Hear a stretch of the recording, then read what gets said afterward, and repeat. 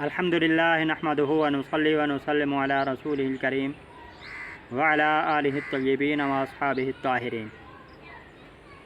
अल्लाह तबारक व तआला ने कुरान पाक में इरशाद फरमाया, फ़वैलुल लिल मुसल्लीन, खराबी है उन नमाजियों के लिए, अल्लज़ीना हुम अन सलातिहिम साहून, जो नमाजी अपनी नमाज़ों को भूले बैठे हुए हैं। इस आयत पाक में लफ्ज़ वाइल आया है। सदरुल अफ़ाज़िल हज़रत मुफ्ती अमजद अली आज़मी साहब रहमतुल्लाह ताला अलैह आप फरमाते हैं कि जहन्नम में एक वाइल नामी वादी है जिससे रोज़ाना जहन्नम भी पनाह मांगता है। तो जो शख्स जानबूझ के नमाज कज़ा करता है तो उसे उस वाइल नामी वादी में रहना पड़ेगा। इसी तरह बुखारी शरीफ की एक रिवायत है कि आका करीम सल्लल्लाहु अलैहि वसल्लम इरशाद फरमाते हैं कि आज रात मेरे पास दो शख्स है, यानी जिब्राईल और मीकाईल अलैहिस्सलाम आए और वो मुझे अर्ज़ मुक़द्दसा में ले गए। तो मैंने देखा कि एक शख्स सोया हुआ है, दूसरा शख्स उसके सिरहाने पत्थर उठाकर खड़ा है जिससे उस सोए हुए शख्स का सर कुचल देता है, यानी पत्थर ज़ोर से मारता है जिससे सोए हुए शख्स का सर कुचला जाता है। तो यही सिलसिला उसके साथ बार बार रहता है। तो मैंने इरशाद फरमाया, आप सरकार अलैहिस्सलातु वस्सलाम फरमाते हैं कि मैंने पूछा, सुभान अल्लाह, ये क्या कौन शख्स है और क्या वजह है कि इसका सर कुचला जा रहा है। हज़रत जिब्राईल अलैहिस्सलाम ने अर्ज़ की, आगे तशरीफ़ ले चलिए। मज़ीद कुछ मनाज़िर देखने के बाद हज़रत जिब्राईल अलैहिस्सलाम ने अर्ज़ की कि पहला वो शख्स जो आपने देखा कि जिसका बार बार सर कुचला जा रहा है, तो वो है जो नमाज के वक्त सो जाने का आदी था। मेरे प्यारे भाइयों और दोस्तों, वो आयत मुक़द्दसा जिसमें फरमाया गया कि ख़राबी है उन नमाज़ियों के लिए जो अपनी नमाज़ों को भूले हुए हैं, और ये हदीस पाक कि जिसमें बार बार सर कुचलने की सज़ा बयान की गई है, तो इनकी रोशनी में ये पता चलता है कि नमाज छोड़ देना बहुत बड़ा गुनाह है। आका अलैहिस्सलातु वस्सलाम का बल्कि बेहद फरामीन मुक़द्दसा मिलते हैं जिसमें बेनमाजी की सज़ाएँ बयान की गई हैं। तो वो अहादीस मुबारका इस वीडियो को तवील होने के खौफ से नहीं बयान की जा रही, असल मसला बयान करना है। तो हमें चाहिए कि हम नमाज़ें जो छोड़ बैठे हैं जल्द अज जल्द उन्हें कज़ा करके अदा कर लें, अल्लाह की बारगाह में तौबा करें। हज़रत मुफ्ती नईमुद्दीन मुरादाबादी रहमतुल्लाह ताला अलैह आप तहरीर फरमाते हैं कि तौबा के 3 रुकन हैं। नंबर 1 इतराफ़ जुर्म, नंबर 2 नदामत, नंबर 3 अज़्म तर्क, यानी सबसे पहले इंसान जुर्म का एतराफ़ करे, उसके बाद नदामत हो, शर्मिंदगी हो, वाकई या अल्लाह मैंने बेहद गुनाह किए हैं, मैंने नमाज़ें छोड़ी हैं, मैंने ये गुनाह किए वो गुनाह किए, उनकी नदामत हो, और अज़्म तर्क यानी पक्का उस गुनाह के छोड़ देने का इरादा हो। इसके साथ साथ तलाफ़ी गुनाह भी होना चाहिए, यानी अगर कोई शख्स चोरी करता था, उसने तौबा की, तो वो चोरियां वापस करे, हत्तुल इम्कान कोशिश करके आहिस्ता आहिस्ता वापस करे। इसी तरह जिस शख्स का जो भी गुनाह है उसकी तलाफ़ी भी करे। किसी ने किसी के साथ ज़्यादती की है, किसी का हक़ दबाया है, तो उसे उसका हक़ दे। ज़्यादती जिसके साथ की है उससे माफ़ी मांगे। तो इसी तरह नमाज़ें जिसने कज़ा की हैं तो उन नमाज़ों की कज़ा की भी आहिस्ता आहिस्ता अदा करनी चाहिए, कज़ा करके उन्हें अदा करे। तो आला हज़रत इमाम अहमद रज़ा ख़ान रहमतुल्लाह ताला अलैह फ़तावा रज़विया शरीफ में लिखते हैं कि जिस शख्स ने बेहद नमाज़ें कज़ा की हैं तो वो उन्हें आहिस्ता आहिस्ता अदा करे।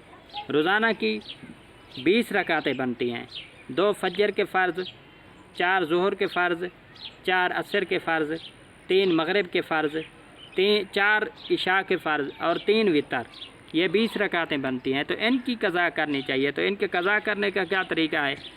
अगर कोई मर्द है, किसी शख्स की उम्र 30 साल हो गई है, 40 साल हो गई है, ज़िंदगी गुज़र गई है, नमाज़ें नहीं पढ़ी, आज कुछ न कुछ आँख खुली है, आज दिल में इरादा हुआ है कि मैं नमाज़ें पढ़ लूँ, पिछली नमाज़ें भी अदा करूँ, आइंदा भी नमाज़ें पंजेगाना मैं वक्त पर पढ़ता रहूँ, तो उसे क्या चाहिए? उसे चाहिए कि वो आहिस्ता आहिस्ता पिछली नमाज़ों की भी कज़ा करता रहे। तो उनका तरीका क्या है?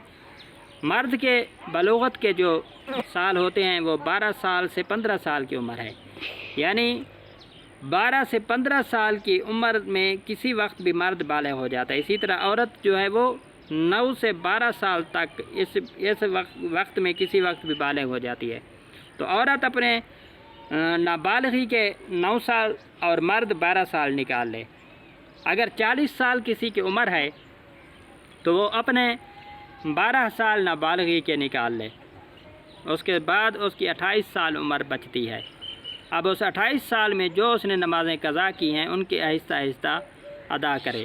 اب اس نماز میں جس کے ذمہ زیادہ سے زیادہ نمازیں ہیں اس کے لیے کچھ نہ کچھ تخفیف بھی ہے۔ وہ تخفیف کیا ہے؟ جیسے ہم نماز کے لیے اللہ اکبر کہتے ہیں تو پہلی رکعت میں سبحانک اللہم پڑھیں، سورت فاتحہ شریف کوئی سورت پڑھ کر جیسے ہی اللہ اکبر کہہ کر رکوع میں جائیں تو رکوع میں سبحان ربی العظیم کی تسبیح جو 3 بار پڑھی جاتی ہے اسے اگر چاہیں تو 1 بار پڑھ لیں۔ پھر اس کے بعد سمیع اللہ لمن حمدہ ربنا لک الحمد۔ پھر جیسے ہی سجدہ میں جائیں تو وہاں پر سبحان ربی الاعلی بے شک 3 بار کے بجائے 1 بار پڑھ لیں۔ یہ ایک تخفیف، 2 تخفیفیں ہو گئیں، رکوع کی اور سجود کی۔ اسی طرح اگر 3 یا 4 رکعت والی نماز ہے جیسے مغرب کی ہے یا ظہر عصر اور عشاء کی، یہ فرائض ہیں، تو اس میں تیسری اور چوتھی رکعت میں سورت فاتحہ کی بجائے بے شک 3 بار یہی کچھ کہنا ہے، سبحان اللہ سبحان اللہ سبحان اللہ۔ یہ بھی ایک تخفیف ہو گئی، یعنی کچھ رعایت ہو گئی۔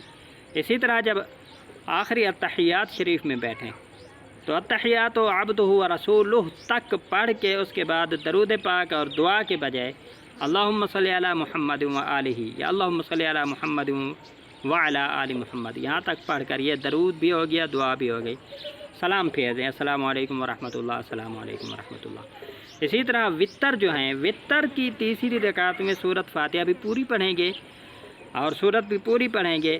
جس وقت ہم اللہ اکبر کہہ کر دعائے قنوت کے لیے ہاتھ اٹھا کر اللہ اکبر کہیں گے اس وقت 1 بار یا 3 بار یہی پڑھ لیں رب اغفر لی رب اغفر لی رب اغفر لی۔ یہ بھی ایک تخفیف ہو گئی۔ تو یہ تخفیف کس لیے ہے؟ اس لیے ہے کہ کم از کم وقت میں ہم زیادہ سے زیادہ نمازیں قضا کر کے ادا کر لیں۔ اسی طرح مشورتاً عرض ہے جس کی ذمہ زیادہ قضا نمازیں ہیں تو ظہر کے 2 نوافل کے بجائے آپ ظہر کے 4 فرض پڑھیں۔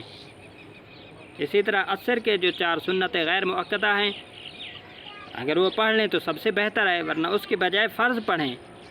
اسی طرح مغرب اور عشاء کے جو نوافل ہیں ان کے بجائے آپ فرض اور وتر پڑھیں تاکہ وہ جو فرائض ہیں وہ تو ہمارے ادا ہوں۔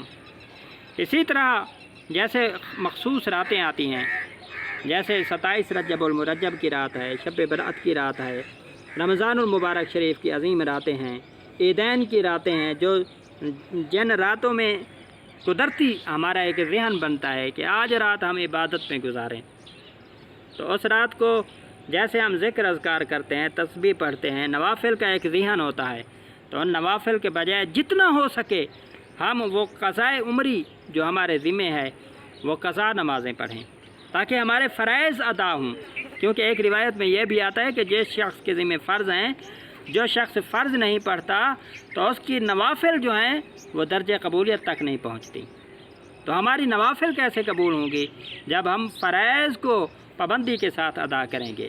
تو میرے بھائیوں اور دوستوں اور محترم بہنوں، زندگی کا کوئی پتہ نہیں ہے، آج ہم زندہ ہیں کل فوت ہو جائیں گے، یقیناً مرنا تو ہے لیکن یہ پتہ نہیں ہے کہ کس وقت موت آ جائے۔